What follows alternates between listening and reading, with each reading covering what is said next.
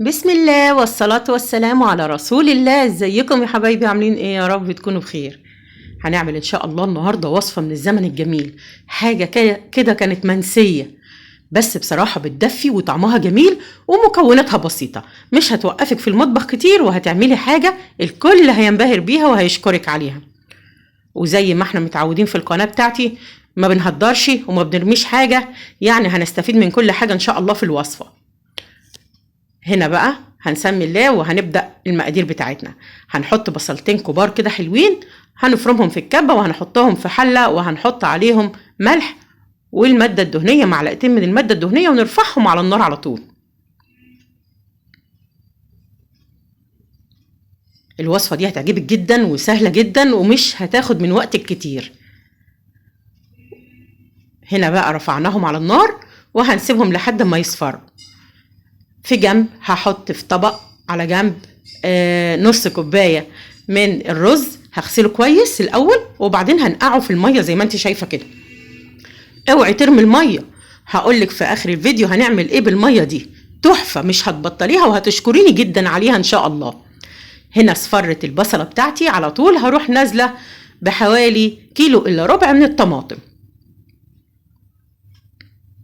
شايفة؟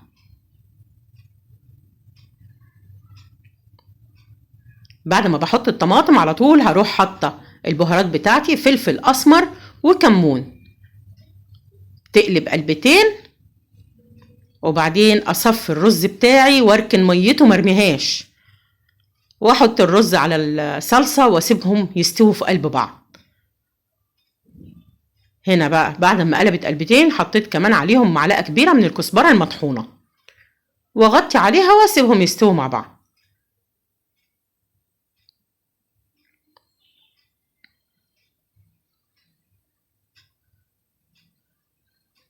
دي الكزبره، وعلى طول هحطهم في الصينيه اللي انا هقدم فيها، وهضيف عليهم بعدد افراد الاسره وحدات من البيض.